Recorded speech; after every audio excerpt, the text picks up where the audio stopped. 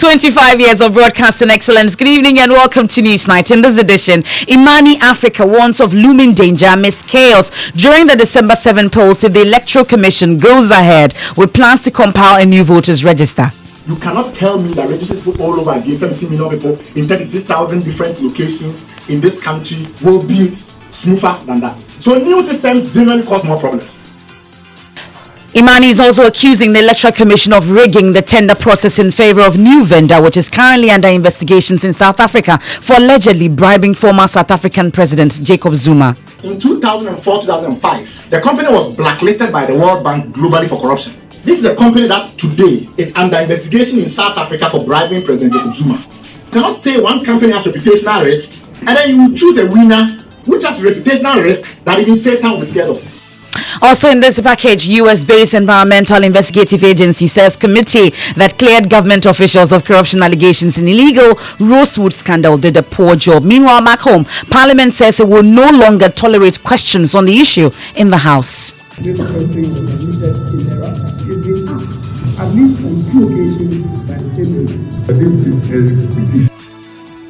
Apologies for that poor quality there, but even before the dust settles on the gas leak in Tampo accident, another one involving a Yutong bus and a stationary vehicle at Wale Wale has left 5 injured and 2 in critical condition. A Yutong bus loaded from Kumasi to Boku failed brakes and ran onto a standby car in Wale Wale at the station there. 2 of the victims have sustained fractures in their left lower limbs.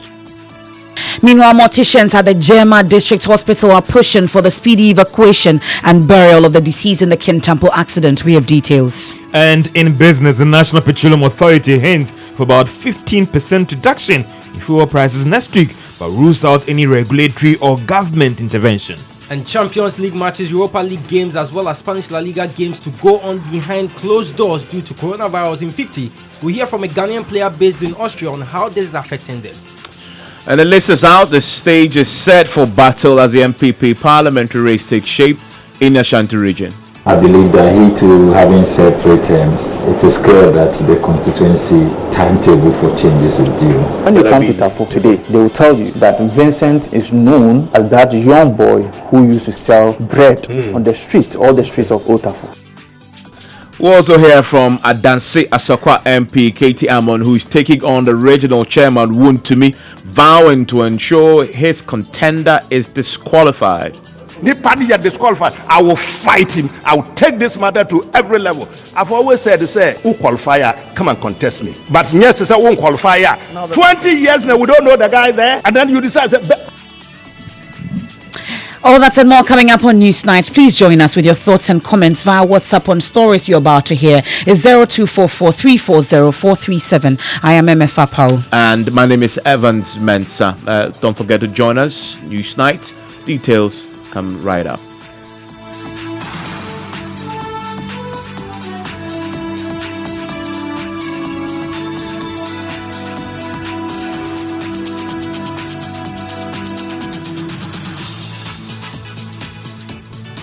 And Newsnight, as always, is brought to you by Puma Card from Puma Energy. Cash-free convenience. And in our very first story for tonight, policy think tank Imani Africa is warning of massive chaos and disruption during the December 7 polls should the Electoral Commission push through with its plans to create a new voters register.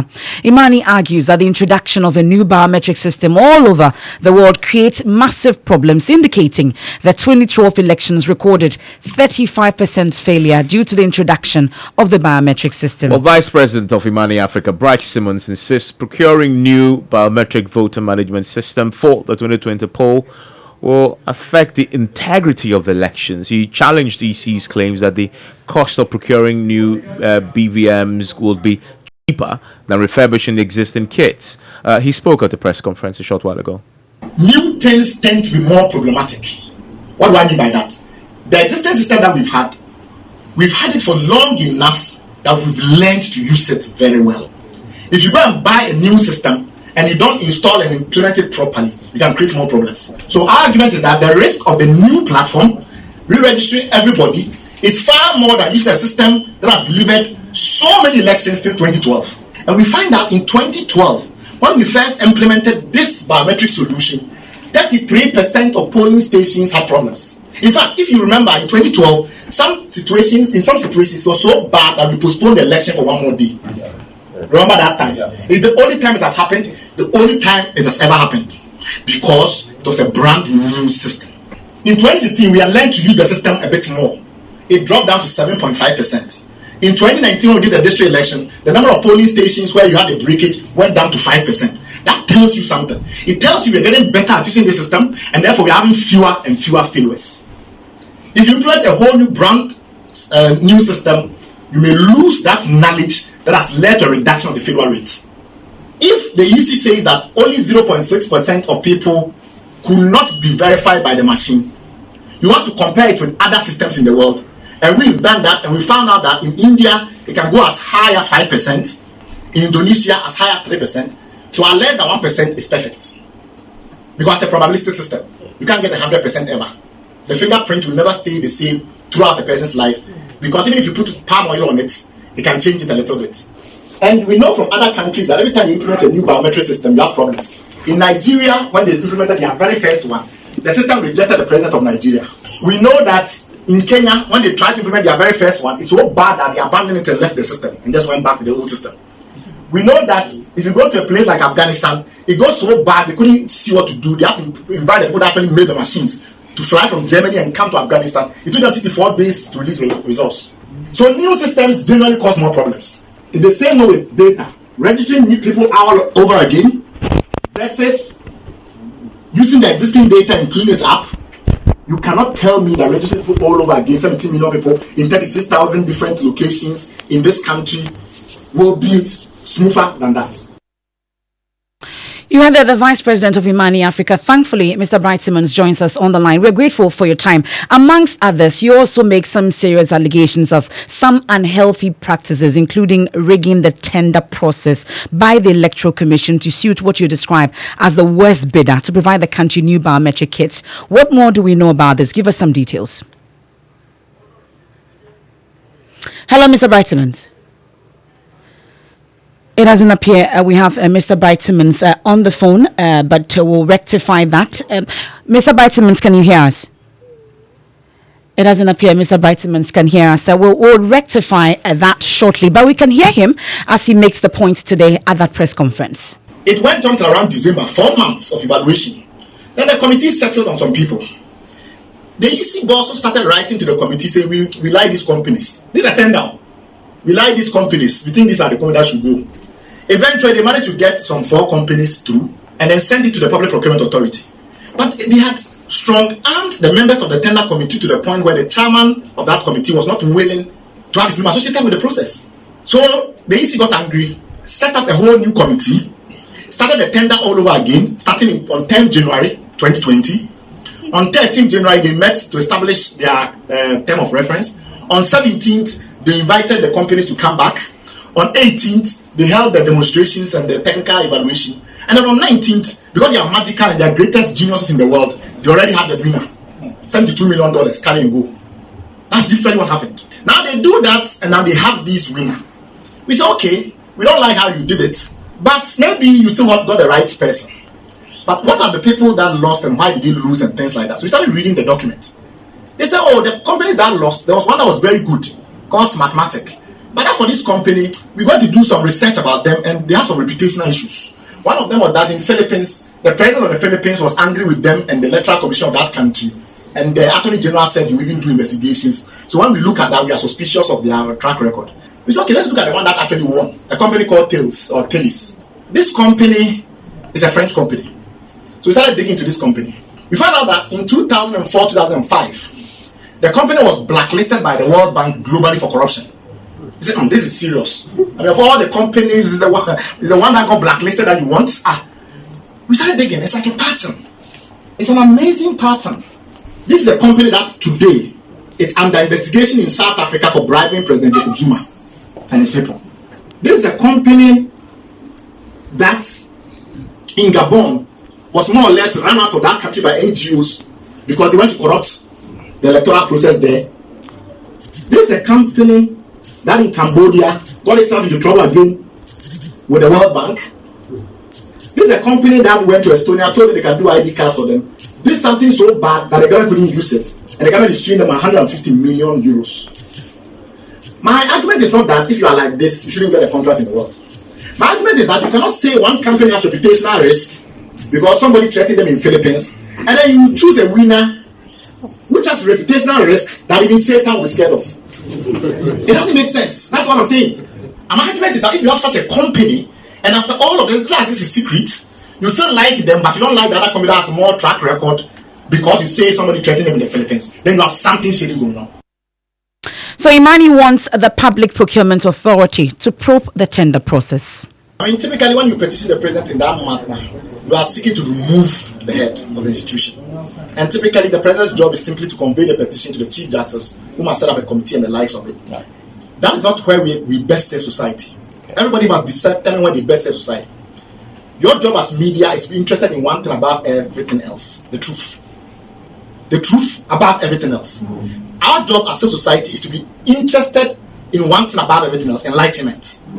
Our goal is that as a center for public education, by the time we are through, every single person who genuinely wants to understand this matter understands it. We are serving that cause. What we certainly are considering is the Public Procurement Authority, because in my view, they become so lax that too much is going on that as an organization, as an agency of the state, they need to be able to put their feet to the ground and assert the authority. So we'll consider petitioning them. So you want them to investigate this? Absolutely. The PPA must definitely investigate it. Okay. But they have also approved certain things, so we have a fight with them as well. We will get with them on both fronts. Well, you heard the Vice President of Imani Africa, Bright Simmons. Of course, there's a group that are for the EC's compilation of the voters register. Tik Mohammed leads that group. Once we rectify the phone lines also, we'll get to interact with them. But there's some allegations that have been made against the Electoral Commission by Imani Africa. My colleague, Kwesi Parker-Wilson, was at that press conference, and thankfully he's been trying to get a response or reaction from the Electoral Commission to these claims. How successful were you, Parker? What did you find? We've not been able to, the EC hasn't been able to speak on this matter, but Emefa, even before I say that, let's put on record that according to Bright Simmons, they tried reaching out to the Electoral Commission with all the information that they have that the Electoral Commission did not open up to them. So this afternoon after the press conference, I decided to check with the Electoral Commission and find out whether they're going to respond to some of the concerns and allegations raised by Imani Ghana. The EC tells me that they're still going ahead with the process. In fact, they are on the fifth gear as we speak, and so they're still moving ahead with it. They are not going to respond to the allegations for now. They know what they are doing.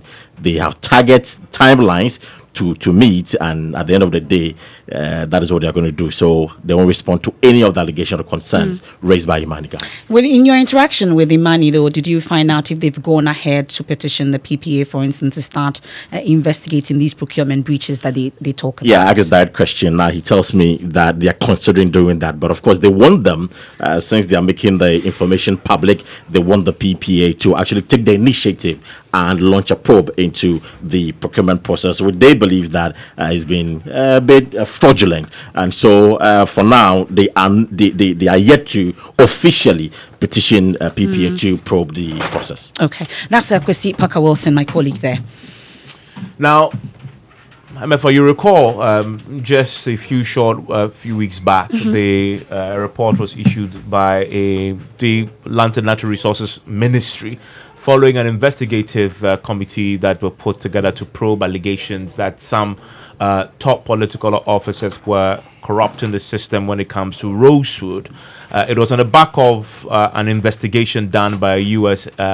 agency that made the disclosures.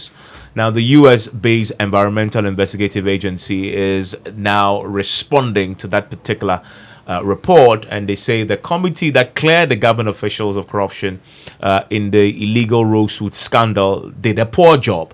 Now, EIA, in an investigative report published last year, alleged leading officials of the MPP were getting illegal permits from corrupt Forestry Commission officials despite a government ban on harvesting and export of endangered species. Now, a 7-member committee chaired by the Deputy Minister for Lands and Natural Resources, Benito Wusubio, in a report said there was no evidence to back the claims of corruption. Now, listen to his boss, Kwesi Parker-Wilson, put out details of the committee's report. I'm glad to state that the committee did not have adequate evidence to establish corruption cases against any officials of government. However, the failed investigations revealed that there are several institutional weaknesses and lapses in the rosewood trade. The committee was unable to prove the allegations made by EIA that CITES permits were for sale based on investigations of witnesses, both material and persons. The video footage and other materials from the EIA did not provide enough evidence for collusion. The then focal person for CITES permits, Nana Kofi Adunsia, has challenged anyone who claims he paid monies to him for CITES permits to come out and prove the allegations. It is on record that no MPP official is involved in the illicit rosewood trade. It is on record. So I don't know where the EIA might have gotten it from. Now the EIA is fighting back, Evan. So we wrote to the EIA seeking their reaction to that report. The Africa Program campaigner in charge of forest campaigns at EIA, Kidan Naraya, responded. Joseph Opoku-Gakpo joins us in studio with that response. So what does EIA make of the committee's findings? They say they don't think that the committee did a good job that does justice to the incredible work done over the years by courageous activists and citizens in Ghana when it comes to the issue of rosewood. And they say that it looks like the committee carefully avoided finding substantial issues and addressing the key problems at stake. And so they say they absolutely stand by the processes and the findings, and they stand with the forest and communities that are still suffering from the rosewood crisis. So the committee's report says that EIA's claim that 6 million rosewood trees have been exported from the country between 2012 and 2019 is untrue. They also add that only over 400,000 trees have been exported within that period. What's EIA's response to that? So they say they're standing by their figures with regards to the 6 million trees. They say they stand by the methodology they used in computing those figures, and that they transparently shared the entire database and also their step-by-step methodology in coming to that conclusion with the committee. And they going to make the point that they welcome any opportunity to know of government-owned methodology in coming to that 400,000 figure, and that they will let the committee know, and they'll be happy to talk to them about whatever led them to conclude that. But they stand by their 6 million rosewood trees being felled over the duration figure. But was there ever some level of confidence from the EIA in the committee to do a good job in the first place? They say earlier they were expecting that the committee would do a good job and that whatever they find will trigger a deep and unbiased evaluation of the entire rosewood crisis. But they say the committee was created in August 2018, and that even around the time that the committee began its work, 60,000 plus tons of rosewood had actually been imported by China from Ghana, equivalent to more than $38 million US, and that these are the numbers that matter that need to be addressed. So they make the point that they had a lot of confidence in the work of the committee, except that they found that even after government's latest ban was announced and the committee began its work, the export of rosewood was still happening unabated illegally. So this issue about whether the EIA were invited to be part of this whole investigative process leading to the report that we are making reference to, I'm sure you posed that question to them. Were they ever invited? Did they come to testify? I did. This committee began its work in August. EIA says that it took the committee several months after the investigations to actually contact them, and that was back in October 2019 for the first time, asking for the necessary supporting evidence. So they make an allegation, and is that allegation that the committee is investigating, and EIA makes the point that they contacted them just about 2 or 3 months after they began their work, and they provided the data and also defined the methodology they used, and they shared that with the committee, and then they were told that they would be reached again and they will be asked to provide further details. But that follow-up conversation never happened, which they are not exactly excited about. So they have a general reaction to government's posturing on the issue of rosewood?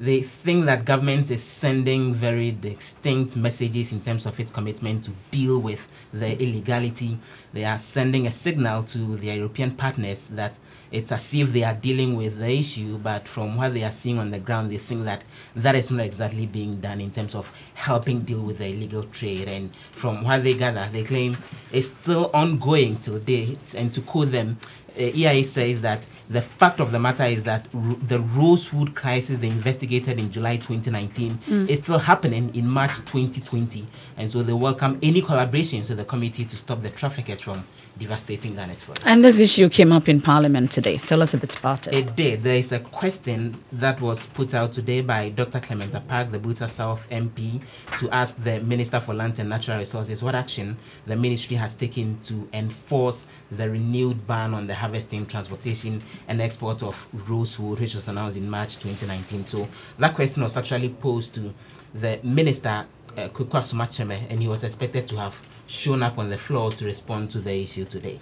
Well, but I'm told that we're told that this will be the last time that any issue about this EIA and rosewood issue will be allowed in Parliament. Why is that? So something interesting happened. So eventually when the Speaker requested that the Member of Parliament who is asking the question poses the question to the Minister, it was revealed that apparently he wasn't in the chamber himself. And the Minister, Kukwa Sumacheme, was not in the chamber. So Mensah, who is the Minister for Parliamentary Affairs, drew the Speaker's attention that the same question had been asked on two different occasions and it's been responded to, and so this was a case of a repetition that was happening. And on the back of that, the Speaker made the point that the Table Office should take notice so that then going forward, then any such repetition wouldn't happen again. And what was the reaction to this? The interesting bit is that the Minister had actually provided a written response to the question, making the point that they are implementing the recommendations that had come from the committee that actually looked into this particular issue, and that the necessary consultation and implementation is actually ongoing as far as the EIA's recommendations are concerned. This was a written response that was provided as far back as last week Friday, and so the Minister says the necessary efforts are being made to clamp down on the illegal law. Joseph Opoku-Gakpo, of course, he's been following all issues related to rosewood and its illegality. You're still listening to News Studies on Joy 99.7 FM. I want to quickly return now to the story on the voters register and Imani Africa's position. That we'll be speaking shortly with Mr. Bright Simmons, who led that presentation today. We'll also be talking with Atik, who is a leader of the group that is in support of the compilation of the new voters register. In fact, Atik joins us on the telephone line right now. Thank you, sir, for your time here on Newsnight. Thank you very much for having me, Evans. Let's start with that new information that the Imani have put out about the credibility of the vendor who won this particular bid. The Imani says they have reputational issues and have been accused in South Africa of bribing Jacob Zuma. I mean, and the question why the Electoral Commission will go that route when that particular vendor already has reputational issues to deal with. That is a legitimate concern, is it not? Thank you very much, Evans. It's really unfortunate that this conversation has had to get to this point. I thought the focus of Imani in their resistance against the new register was about the fact that it was not necessary, Ghana didn't need it, and that we could have our elections peacefully and successfully without the compilation of the new register. But it appears over the period, the goalposts have been shifted a number of times. They started with the argument that, look, the timing was bad, and that they moved to cost issues. Now they are moving into procurement issues and what have you. It tells really and truly, Imani's position is unclear as far as what constitutes the reasons for their resistance against the register is concerned. But for me, let me speak specifically to what they label as new information. I don't see this as anything new. This is an allegation that has been made earlier. It was made earlier by the NDC when they did their press conference. But for me, I think that it has very little to do with reputational issues, but so much to do with the fact that a particular vendor was not given the bid or did not win the bid, and they feel that he or that particular company, so to say, should have won the bid, and that is what is driving all of these press conferences. Otherwise, I do not see how the Imani. You are not suggesting, Atik Mohammed, that Imani isn't doing this because it is their conviction, that they're doing this because somebody else lost the bid and the person is behind these press conferences. That's not what you're suggesting, are you? That's what this latest press conference is telling me. But that's what I'm trying to interrogate. Just a minute. You're not suggesting that Imani is doing the bidding of somebody. I am not saying they are doing the bidding of somebody, but I'm saying that they have. And even if you listen to what they said in the course of the press conference, they did indicate that it should have been one entity that should have won the bid, and that it was given to another, which tells you that it is their interest to see that other vendor they are referring to should have won the bid. And because that person was not given, they are now raising all kinds of issues. And this thing about reputation is a judgment call. To say that the person, that entity is being accused of bribery in another country should form a basis for the Electoral Commission not to do business with them. For me, it is neither here nor there. Why? The very company they are referring to, Smartmatic, they were the ones that led the process in Cote d'Ivoire, and look at how it ended up. It ended up in flames.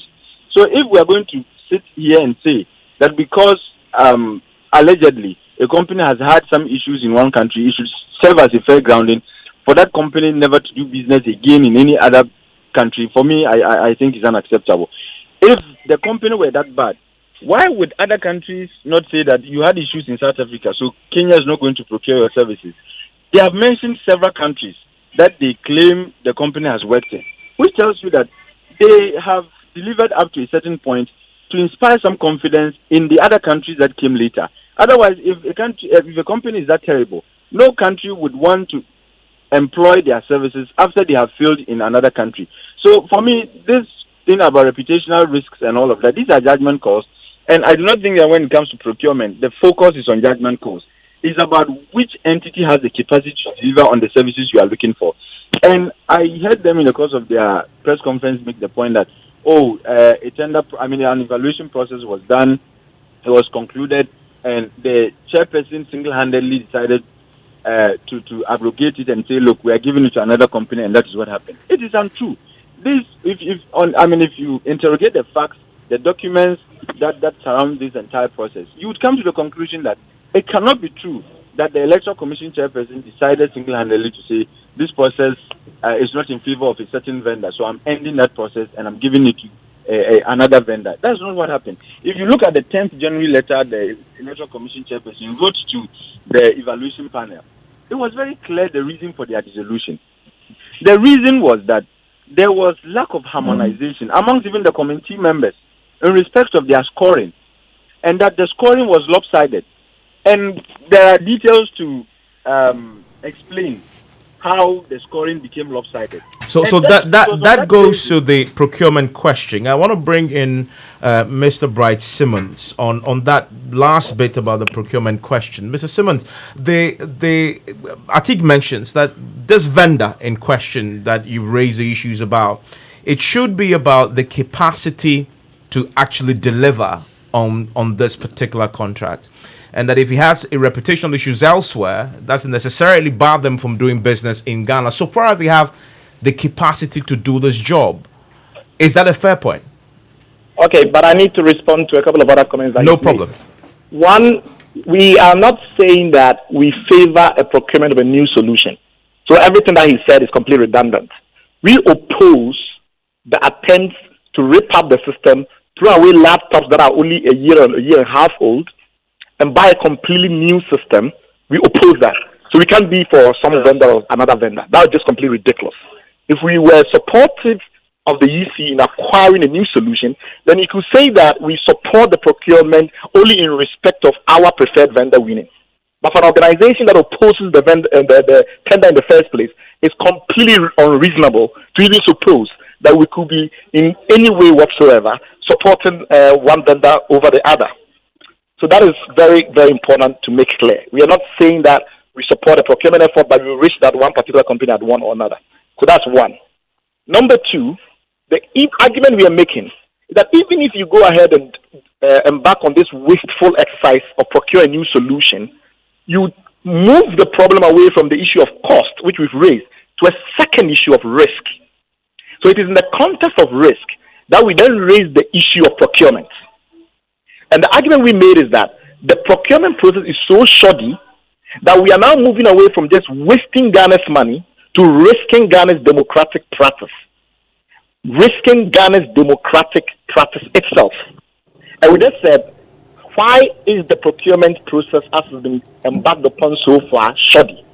We said they made some comments which were part and parcel of the process to disqualify the most technically competent bidder. And that company that we said was the most technically competent bidder, we said so on the basis that they have done the most implementations of biometric solutions worldwide.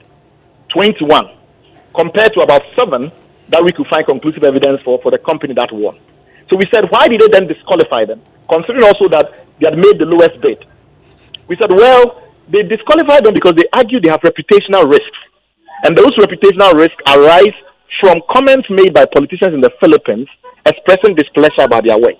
We said, that's interesting. If reputational risk is going to be the criterion upon which you decide which company is fit and which company is unfit, then we need to look at the one that won.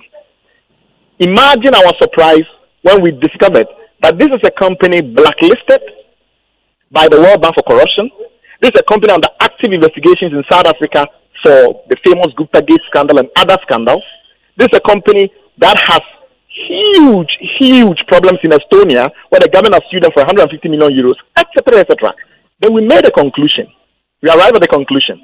If indeed reputational risk was so important to you that you would disqualify a company over it, how could you not find all the glaring evidence of reputational problems in connection with the vendor that won?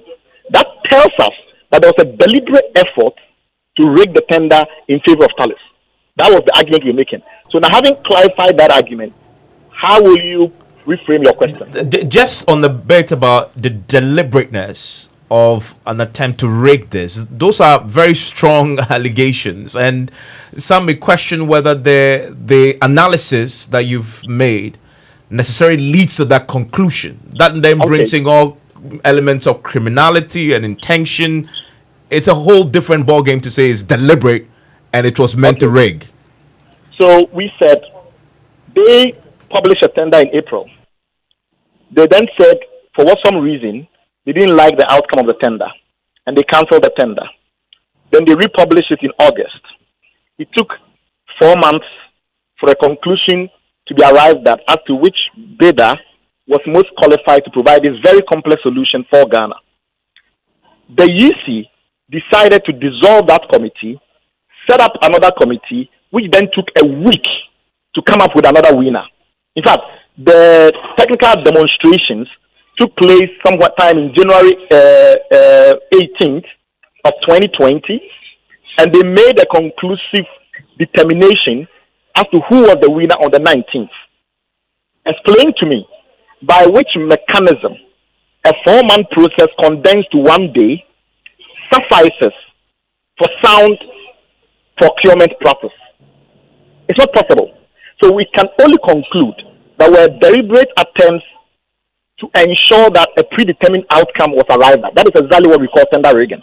Tender rigging is simply that you have a particular predetermined outcome and you do everything you can so that the tender process will achieve that outcome. I have just explained to you that having decided to abort a 4-month process, the least you could do was spend sufficient time reevaluating the process, reevaluating the bidders. To be able to compress that to a single day can be described in no other terms other than rigging. We've also made other allegations in respect of the matter using the records that were made available from that particular committee that selected Thales. We've looked at the mechanisms by which certain technical marks were computed, where you have arithmetic tallies that don't add up for only the company that wins. How can you have a situation where the technical marks for only that company looks padded, where you have 85 plus 13 doesn't give you 98 but gives you 104?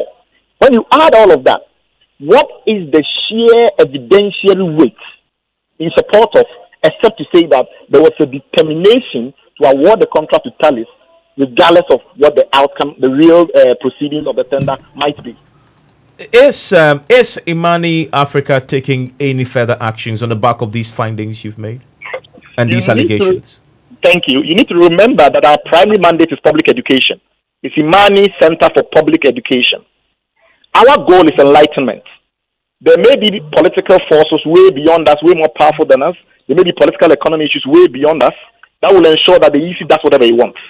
But we will not discharge our mandate until every Ghanaian understands that the reason why this procurement is being undertaken is not because of the national interest, but fundamentally because somebody has an interest either to make money or to waste money. Our goal is to enlighten as many Ghanaians so that it's very clear. And if we've done that, we've discharged our mandate. We can go on to the extra step, which we intend to do, of asking other institutions that have the mandate to look into this. In fact, that's what I'm getting to. Is there a decision made by Imani to go to take that next step? Yes, it's a bonus action. We will going to petition some institutions that have the statutory mandate, the legal authority to look into it. But as far as we're concerned, our primary mandate is make sure every Ghanaian know that this is purely about somebody lining their pocket or wasting money, or somebody refusing to comply with obvious best practices in procurement, etc. And once we've done that enlightenment, our work is done. That is Bright Simmons. He is the Vice President of Imani Africa. Earlier you had Atik Mohammed. He is with the Mass Action Committee, and they support the compilation of the new voters register. What's your own view on the position expressed by both sides on this? I want to hear from you. Some serious allegations Imani has made, and they say they have the sufficient basis to make the allegations. We've tried to get the Electoral Commission's view on this. They've declined comment on this for now, stating to us that they're going ahead with the compilation of the register. 0244-340-437 Emefa.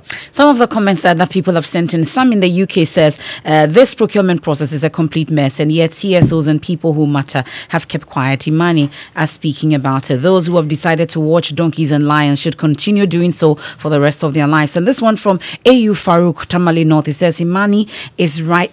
There may be mayhem in the coming elections. They should stop the new voters register. This one from James F. Thomas at Sinyai, it says, what is this argument being made by Bright Simmons? So because a new system causes more problem, it means we can't make use of new machines? Look, if he feels he has enough evidence of any wrongdoing, he should tender his facts to a court of competent adjudication. They behave as if they can manage everything. Talk is cheap. Musa Abatwa in Kumasi says the credible think tank organization Imani Africa has been consistent since the issue of competition of compilation of a new voters register broke. I'm sure that's what she meant.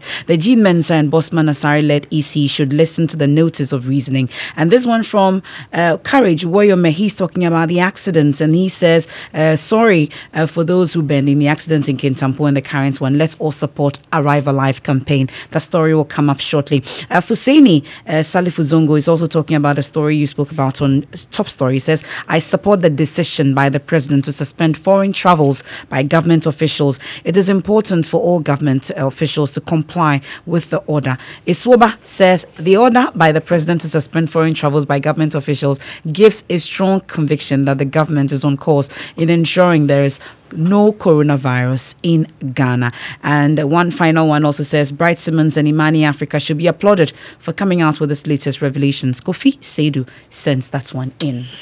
And right after business, we'll do some politics. The NPP primaries is heating up. We'll be in the Ashanti region, which appears to be the epicenter of a lot of the controversy. We'll hear from Dansi Asokwa MP Katie Hammond, who is taking on the regional chairman Wuntumi, vowing to ensure his contender is disqualified. The party are disqualified. I will fight him. I will take this matter to every level. I've always said, who qualifier, come and contest me. But yes, it's a won't qualifier. 20 years now, we don't know the guy there, and then you decide.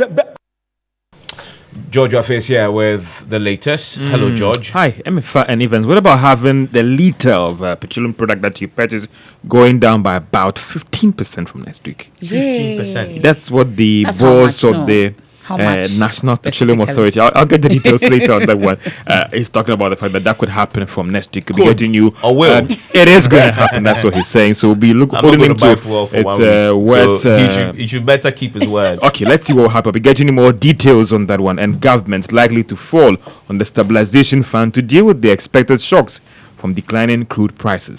The business news on Newsnight is brought to you by Kingdom Books and Stationery, your number one-stop shop for all your office essentials. First National Bank. We are the bank that understands your business.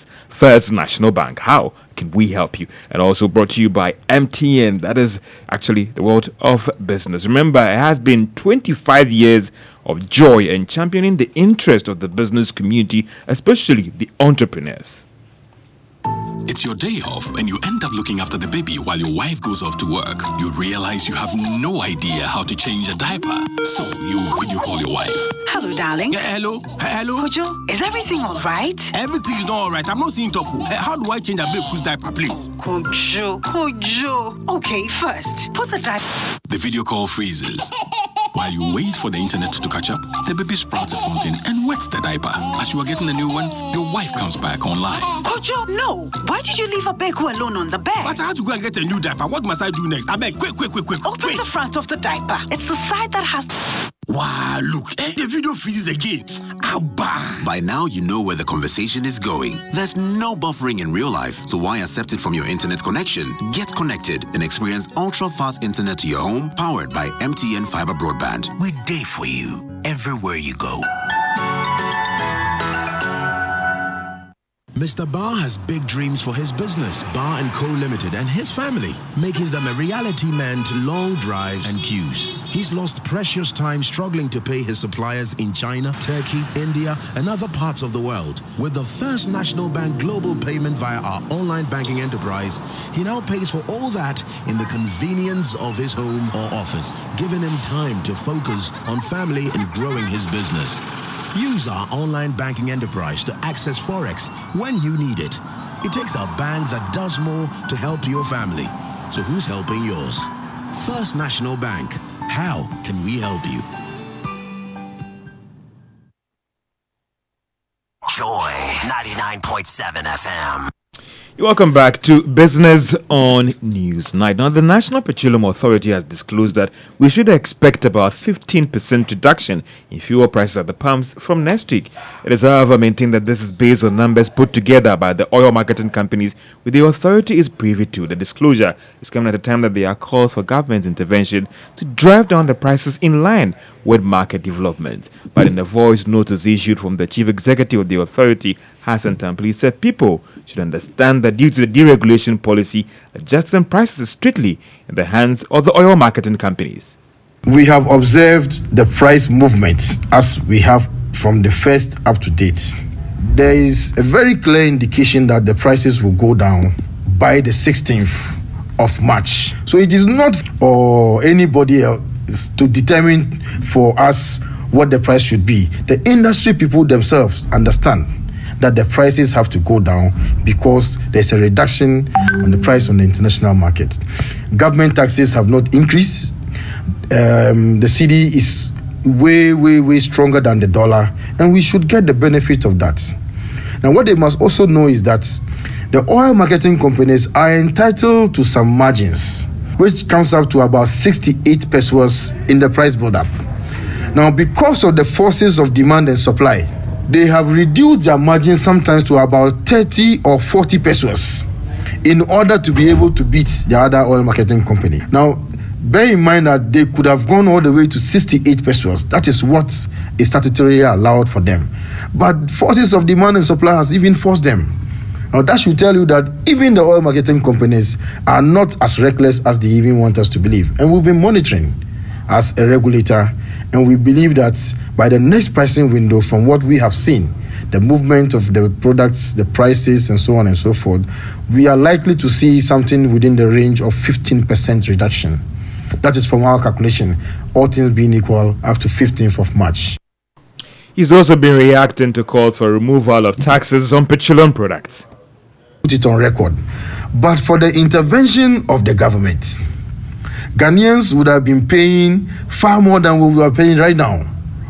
On 7th January 2017, when the President Nana Addo Dankwa Akufo-Addo took office, the total price build-up consisted of about 40% taxes, levies, and margins. Today, that is 14% less, doing 26%. And this has denied the government of the Republic about 1.2 billion Ghana cedis. That is what the president has given to the Ghanaian people. So if we talk about responsibility, talk about a government that is responsive to the needs of the people of this country, what the president is able to do in terms of the taxes, he has done so.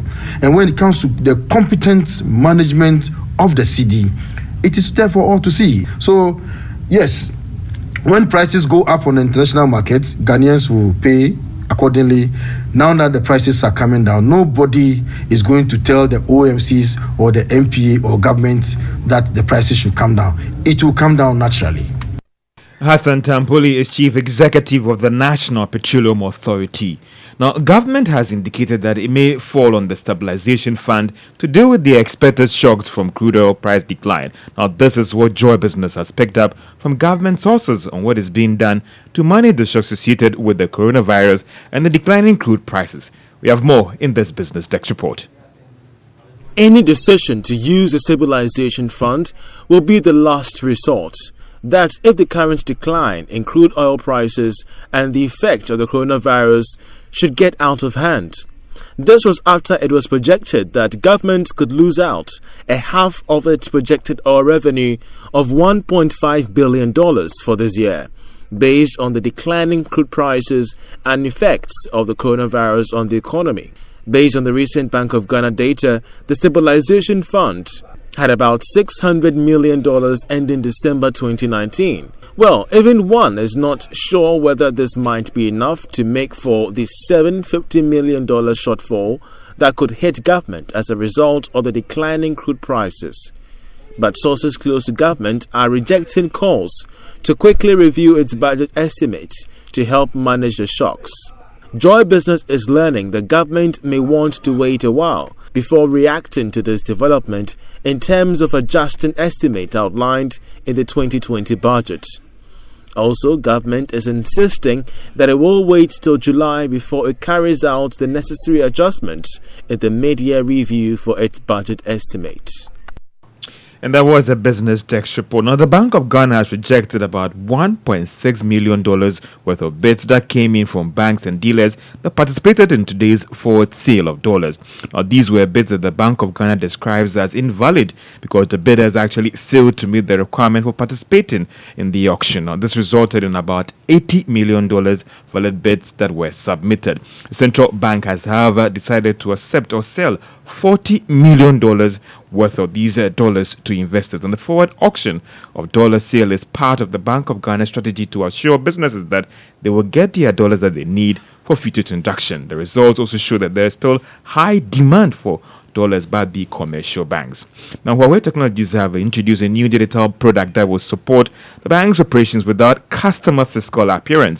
Now, the product known as the Thin Cube solution is a technology that will ensure that customers get access to their bank branch on the platform and transact any business. Now, speaking to Joy Business at the Mobile Technology for Development Conference in Accra, Director at Huawei, that is Chen Jintao, explains what this will do for the financial sector. The consumer of the banks, they want to go to the physical branch to engage with the bank, right? With this technology, the bank can give the end users like expert service. What does that mean? That is, if I'm the user, I'm VIP of the bank. When I go inside into the physical branch, actually the bank can leverage this, dedicated technology. There is a dedicated expert remotely can support me my business requirement, but with very high level experience. Expert service or something. This is kind of new, I think, service type for this kind of solution. Director of Huawei Financial Services Inclusion Department, Chin Jantao. And that's all for business on News Night. How long did you practice pronouncing that name? Thank you very much, George. Let's head on to the streets now. As part of our Arrive Alive campaign, we'll be monitoring the situation on the ground, hoping that we could reduce the deaths and the accidents on our road. But even before the dust will settle on the Gasti Kintampo accident, another one involving a Yutong bus and a stationary vehicle at Wale Wale has left 5 injured with 2 in critical condition. According to eyewitnesses, the Yutong bus from Kumasi en route Wale Wale experienced a brake failure, running into the station diversionary track. Acting Medical Superintendent at the Wali Wali Hospital, Mr. Benjamin, has been giving more details in the following interview with my colleague Kojo Yankson on the Pulse on the Joy News channel. With this one, we've not recorded any death. There's no death. So how many casualties has your hospital received? They brought in 5. Okay. 5 people. What do we know about the circumstances that led to this accident? Okay, according to the people who rushed from town to the hospital, they said a Yutong bus loaded from Kumasi to Boku failed brakes and ran onto a standby car in Walawale at the station there. Right, so this happened at the station? At the station, just at the station. Okay, what are the nature of their injuries? Right, 2 of the victims have sustained fractures in their left lower limbs. That is a male and a female. Right. Then the other one who also has some injuries on the head. Then we have 2 other people who also just sustained some minor lacerations. Those ones, they have been worked on already. And I think they have even left. Well, the 2 of them, they have left the hospital. It was not so serious. Right. Now, how were they brought in? Was there an ambulance? Yeah, they came with the national ambulance. Right. It was the national ambulance that brought them. Okay. So tell us, you are learning that the brakes failed. Now, yes. Those who were injured, were they all in the Yutong bus, or were there some of them who were just standing by? Yeah, they said according to what we have heard, they said they were all in the bus. Right. Well, you had the Wali Wali medical superintendent, acting medical superintendent, speaking to Kojo Yankson there. Well, John is learning that the morticians at the Jema Staff District Hospital are pushing for speedy evacuation and burial of the deceased, and this is in relation to the Kintampo accident, where 31 people perished, many of them bent beyond recognition. The families today showed up wanting their bodies back. Some family members were at the hospital to identify the bodies of their relatives. They spoke to Adom FM's Weafia Kente. The Mpinfokache and say, Wakoya Abamu Nipano, Yen to a Boasina, Omane, you commander Neba, the Wumbia, no Umbakache, no Montane Fabodi in Maesa. This almost call him a process answer. So, no, policeman or your name, Neba, Mr. Father Neme. Oh, okay. Mr. Father Neme. So this doesn't matter of me. One of the disease, the policeman is a relative, at least a third son, and he said they have been able to identify the body, but they need to trash out 1 or 2 issues with the police administration. So that is what they are waiting for, but they needed to be at the mall to actually have a feel of how the whole thing is going on here. I have a woman. She's a surviving victim, a pregnant woman, of course. So she was at the Kintampo Municipal Hospital. This morning she has been discharged. She also complains that she had a 12 or 14-year-old girl who is among the child bodies. They are here at the mortuary to try to identify the body. Pretty tragic there in the Bono East region and Kintampo. Trying to identify the bodies of your relatives burned beyond recognition, going through the pile and pile of bodies just to look for your dead relative. It must be a pretty tragic thing to bear, and that is why we have been on this campaign since the beginning of the year, to arrive alive. As we've heard from the eyewitnesses and those who survived this particular accident in Kintampo, the driver appeared to be sleeping. That is still yet to be established fully by the police, but those who survived tell us that you have to be alert. Keep your eyes on the road. If you're tired, take a nap, park the vehicle, rest. It's just one of those things that you simply need to do to avoid more fatalities. Let's do sports now, and Benedict is here with the very latest. Hello, Benedict. Yes, Evans. Now, matches in the top two divisions in Spain and France are to be played behind closed doors because of coronavirus concerns. La Liga announced in ruling its effect that the next two rounds of fixtures, while the French League also said that France will be banned until April 15th. So what it means is that Sevilla's match against Roma and Getafe's game with Inter Milan in the Europa League have suffered the same fate. Paris Saint-Germain's Champions League match against Borussia Dortmund on Wednesday will also be close to the fans, while Austrian side LASK will play their UEFA Europa League game with Manchester United behind closed doors. Well, I've been speaking to LASK Ghanaian striker Samuel Tete on how this virus is affecting the game. Well, it's a shame to play behind closed doors without the fans, but of course we are still focused on the game because it still remains a highlight to play against Manchester United with or without the fans. And yeah, it's just sad for the fans who already bought tickets for the game, but yeah, that is the situation at hand now, and yeah, nothing can be done. And I would say it's also affecting the beauty of the Ghanaian-based Austrian player Samuel Tete. He plays his club football with LASK in the Austrian League. We'll hear more from him on tomorrow's edition of the Joy Sports Center. Well, tonight we've got two UEFA Champions League games. Leipzig, Tottenham Hotspur, they go into that game having won the first leg by a goal to nil. So Spurs must overturn that deficit to make the next stage of the competition. We'll see how that will go. Also, Valencia, Atalanta. But make sure you join us for live commentary. George Adu and Gary Housmith will be here with commentary on the Leipzig Spurs game. Build-up begins at exactly 7. That's for Sports. Thank you very much, Benedict. And the NPP parliamentary primary race is, drawing very close, and it's becoming keener and keener. There's a lot happening, especially in the Ashanti region. Let's focus on the Ashanti region today. Elton Brobe, you have the final list of those who made it through and those who've been disqualified. So, Emefa, out of 121, 106 comprising 12 females and 94 males have been recommended to the National Executive Committee for consideration. 5 aspiring candidates withdrew from the contest. 9 candidates have been recommended for various legitimate reasons. 14 candidates are going unopposed. So, for example, Oseche Mensah is going unopposed at Swame. For Subin, Eugene Boachenchu, the current MP, will face it off with Joseph Wachidankwa and Frank Dodo.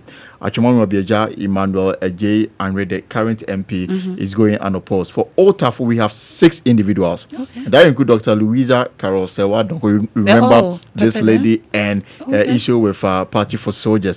She's contesting with Emmanuel Obem, a convinced who was on PM Express. Oh, so yes, she's also in that same constraint. Exactly. Yeah. Oh, yeah. So we have need to have one your friend. More of them on the show. So we have 6. And then we go to Ajosu to the current member of Parliament, Kwabena Uso-Duomi, the Deputy Roads Minister, is contesting. John Kuma. Yeah, he was also on the show. Yes, also. But who are those disqualified? I'm interested in. Is there any notable individuals there? So for the names, they've not made it clear because some of them still have issues they need to deal with the party before their issues can be resolved. Yeah, we heard yesterday from the chairman that they still can appeal.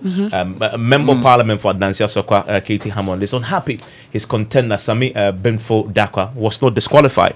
President Kufuor wasn't president, but I called him Mr. President. Now I've called him so from 1996. Ever since this year, now not to the number that me need that term that. And now we are who say just a darling boy of the president in the champion Ashanti party or by national. We have seen better chairmen like Anto, like you were friend to say I don't think that he was back. What kind of the other chairman? Yeah, who be that? He is not the only chair. Said, we are there. We are Jamai. The party are disqualified. I will fight him. I will take this matter to every level. I've always said, media who qualify, come and contest me. But yes, I won't qualify. 20 years now, we don't know the guy there. And then you decide, Addison. Philip Addison, has been disqualified. Say on year 2 years. That's the law. On year 2 years, nature, that is fine. This boy, then Kibosi, I was me, and over the head of all those who were there, mark out to him. Well, there is definitely going to be more on the MPP primaries in the coming days. We'll bring that to you. This is your election headquarters. My name is Evans Mensah. I am Emefa Apawu.